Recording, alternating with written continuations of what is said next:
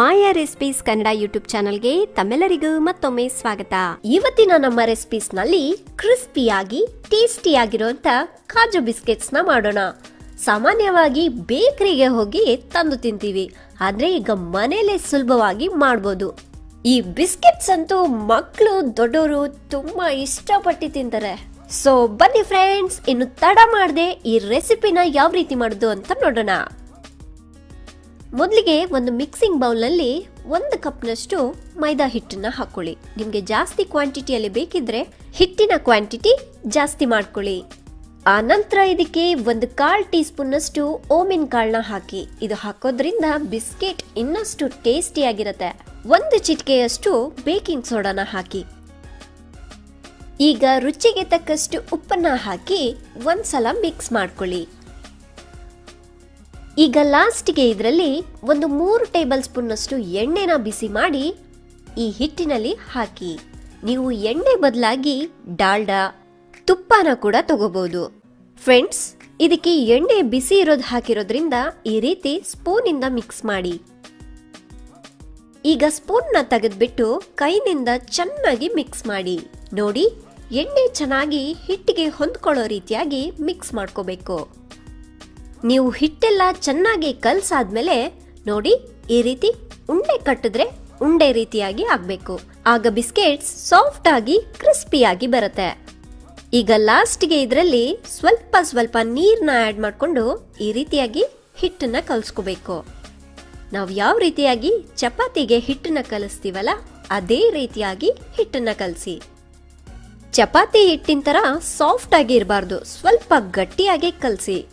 ನೋಡಿ, ಈ ರೀತಿ ಹಿಟ್ಟನ್ನ ಚೆನ್ನಾಗಿ ನಾದ್ಕೋಬೇಕು. ಹಿಟ್ಟು ಕಲಸಿದ್ಮೇಲೆ ಇದ್ರ ಮೇಲೆ ಒಂದು ಮುಚ್ಚುಳನ ಮುಚ್ಚಿಟ್ಬಿಟ್ಟು 30 ನಿಮಿಷ ನೆನಿಲಿಕ್ಕೆ ಬಿಡಿ. ಇದನ್ನಂತೂ ಮಿಸ್ ಮಾಡ್ಲಿಕ್ಕೆ ಹೋಗ್ಬೇಡಿ, ತುಂಬಾ ಇಂಪಾರ್ಟೆಂಟ್. 30 ನಿಮಿಷ ಆದ್ಮೇಲೆ ಮುಚ್ಚುಳನ ತೆಗೆದ್ಬಿಟ್ಟು ಒಂದ್ಸಲ ಹಿಟ್ಟನ್ನ ಚೆನ್ನಾಗಿ ನಾದ್ಕೋಬೇಕು. ನೀವು ಹಿಟ್ಟನ್ನ ಎಷ್ಟು ಚೆನ್ನಾಗಿ ನಾದ್ಕೋತೀರೋ ಅಷ್ಟು ಸೂಪರ್ ಆಗಿ ಬಿಸ್ಕೆಟ್ಸ್ ಬರುತ್ತೆ. ಈಗ ಈ ಹಿಟ್ಟನ್ನ 2 ಉಂಡೆಗಳನ್ನಾಗಿ ಮಾಡ್ಕೊಳ್ಳಿ. ಬೇಕಿದ್ರೆ ನೀವು ಒಂದನ್ನೇ ಲಟ್ಸ್ಕೊಳ್ಳಕ್ಕೆ ಆಗುತ್ತೆ ಅನ್ಸಿದ್ರೆ ಲಟ್ಸ್ಕೋಬಹುದು. ಈಗ ಈ ಹಿಟ್ಟನ್ನ ಈ ರೀತಿ ಒಂದು ರೌಂಡ್ ಶೇಪ್ ಆಗಿ ಮಾಡ್ಕೊಳ್ಳಿ. ಈಗ ಸ್ವಲ್ಪ ಒಣ ಹಿಟ್ಟನ್ನ ತಗೊಂಡು ಈ ರೀತಿಯಾಗಿ ಈ ಕಲಸಿರೋ ಹಿಟ್ಟಿನಲ್ಲಿ 2 ಕಡೆನೂ ಹಚ್ಕೋಬೇಕು. ಈಗ ಲಟ್ಟಣಿಗೆಯಿಂದ ಈ ರೀತಿ ಚೆನ್ನಾಗಿ ಲಟ್ಟಿಸ್ಕೊಳ್ಳಿ.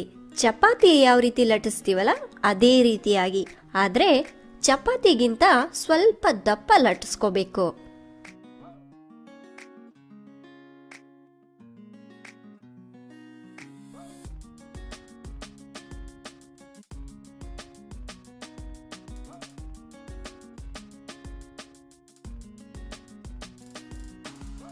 ಈಗ ಶಾರ್ಪ್ ಆಗಿರುವಂತ ಒಂದು ಟಾನಿಕ್ ಬಾಟಲ್ ಕ್ಯಾಪ್ ಅಥವಾ ವಾಟರ್ ಬಾಟಲ್ ಕ್ಯಾಪ್ ನ ತಗೊಂಡು ಈ ರೀತಿ ಸ್ಟ್ರೇಟ್ ಆಗಿ ಕಟ್ ಮಾಡ್ಕೋತಾ ಹೋಗಿ. ನೋಡಿ ಫ್ರೆಂಡ್ಸ್, ಈ ರೀತಿ ಕಾಜು ಶೇಪ್ ಬರಬೇಕು.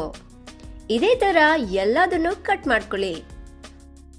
ನೋಡಿದ್ರಲ್ವಾ, ಹೀಗೆ ನೋಡ್ಲಿಕ್ಕೆ ತುಂಬಾನೇ ಚೆನ್ನಾಗಿದೆ. ಇದೇ ರೀತಿಯಾಗಿ ಕಂಟಿನ್ಯೂ ಮಾಡಿ. ಈ ರೀತಿ ಗಟ್ಟಿಯಾಗಿ ಪ್ರೆಸ್ ಮಾಡಿದ್ರೆ ಈಸಿಯಾಗಿ ಬರುತ್ತೆ.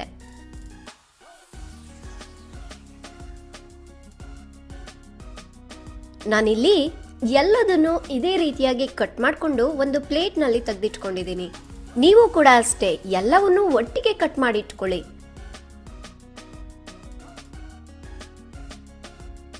ಸೊ ಫ್ರೆಂಡ್ಸ್, ಬಿಸ್ಕೆಟ್ಸ್ ಅಂತೂ ಈಗ ರೆಡಿ ಆಗಿದೆ. ಈಗ ಇದನ್ನ ಫ್ರೈ ಮಾಡ್ಕೊಳ್ಳೋಣ. ಹಾಗಾಗಿ ಒಂದು ಪ್ಯಾನ್ ನಲ್ಲಿ ಡೀಪ್ ಫ್ರೈಗೆ ಬೇಕಾದಷ್ಟು ಎಣ್ಣೆನ ಬಿಸಿ ಮಾಡ್ಕೊಳ್ಳಿ. ಎಣ್ಣೆ ಚೆನ್ನಾಗಿ ಕಾದ ನಂತರ ಸ್ಟವ್ನ ಲೋ ಫ್ಲೇಮ್ಗೆ ಅಡ್ಜಸ್ಟ್ ಮಾಡಿ.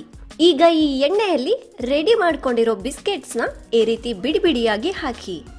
ಫ್ರೆಂಡ್ಸ್, ನೆನಪಿರ್ಲಿ, ಫ್ರೈ ಮಾಡ್ಕೊಳ್ಳುವಾಗ ಸ್ಟವ್ನ ಲೋ ಫ್ಲೇಮ್ ನಲ್ಲಿ ಇಟ್ಕೊಂಡೆ ಫ್ರೈ ಮಾಡ್ಕೋಬೇಕು. ಈ ರೀತಿ ಬಿಸ್ಕೆಟ್ಸ್ ಎಲ್ಲ ಮೇಲೆ ಬರಬೇಕು. ನೋಡಿದ್ರಲ್ವಾ? ಈಗ 2 ಕಡೆನೂ ಚೆನ್ನಾಗಿ ಮಿಕ್ಸ್ ಮಾಡ್ತಾ ಫ್ರೈ ಮಾಡ್ಕೊಳ್ಳಿ.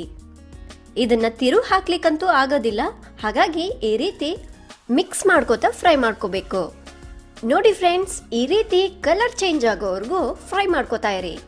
ಆನಂತರ ಈಗ ತೆಗೆದ್ಬಿಟ್ಟು ಒಂದು ಕಿಚನ್ ಟವಲ್ ಮೇಲೆ ಈ ಬಿಸ್ಕೆಟ್ಸ್ನೆಲ್ಲ ಹಾಕೊಳ್ಳಿ. ಬಿಸ್ಕೆಟ್ಸ್ ಅಲ್ಲಿರೋ ಎಕ್ಸ್ಟ್ರಾ ಆಯಿಲ್ ಎಲ್ಲ ಹೀರ್ಕೊಳ್ಳುತ್ತೆ. ಇದೇ ರೀತಿಯಾಗಿ ಉಳಿದ ಬಿಸ್ಕೆಟ್ಸ್ನೆಲ್ಲ ಫ್ರೈ ಮಾಡ್ಕೊಳ್ಳಿ.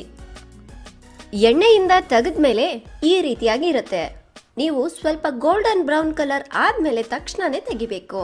ನೋಡಿ ಬಿಸ್ಕೆಟ್ಸ್ ಯಾವ ರೀತಿಯಾಗಿದೆ ಅಂತ, ತುಂಬಾ ಕ್ರಿಸ್ಪಿಯಾಗಿ ಕ್ರಂಚಿ ಆಗಿದೆ. ಬಿಸ್ಕೆಟ್ಸ್ ತಣ್ಣಗಾದ್ಮೇಲೆ ಒಂದು 8 ಕಂಟೈನರ್ ಅಲ್ಲಿ ಹಾಕಿಟ್ಕೊಂಡು ಯಾವಾಗ ಬೇಕೋ ಅವಾಗ ಟೀ ಕಾಫಿ ಜೊತೆ ಎಂಜಾಯ್ ಮಾಡಿ. ಸೊ ನೋಡಿದ್ರಲ್ಲ ಫ್ರೆಂಡ್ಸ್, ಮೈದಾ ಬಿಸ್ಕೆಟ್ಸ್ ಆರ್ ಕಾಜು ಬಿಸ್ಕೆಟ್ಸ್ ಯಾವ ರೀತಿ ಮಾಡೋದು ಅಂತ. ಈ ಸ್ನ್ಯಾಕ್ ಇಷ್ಟ ಆಗಿದ್ರೆ ಲೈಕ್ ಬಟನ್ ಕ್ಲಿಕ್ ಮಾಡಿ ಮತ್ತು ಶೇರ್ ಮಾಡಿ. ಮತ್ತಷ್ಟು ಇಂಟ್ರೆಸ್ಟಿಂಗ್ ರೆಸಿಪೀಸ್ಗಳಿಗಾಗಿ ನಮ್ಮ ಚಾನೆಲ್ನ ಸಬ್ಸ್ಕ್ರೈಬ್ ಮಾಡೋದನ್ನ ಮರಿಬೇಡಿ. Thank you.